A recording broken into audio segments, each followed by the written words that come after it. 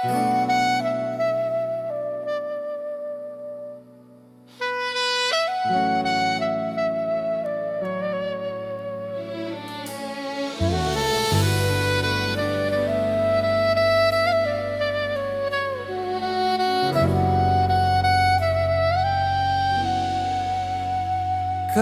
po na nakaupo, subukan nyo namang tumayo.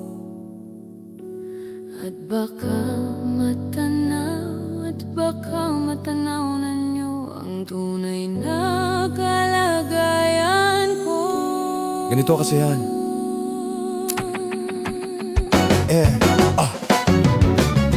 Tao po, nandyan po ba kayo sa loob ng malaking bahay at malawak na bakuran?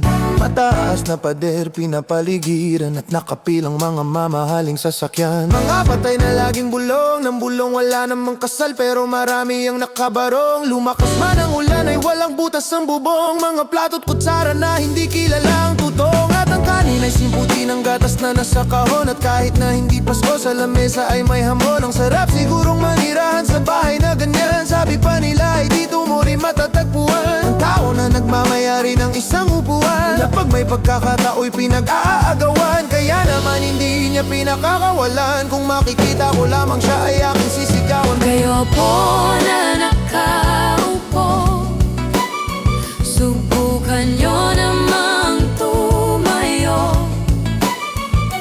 At baka matanaw na nyo ang tunay na kalagayan ko.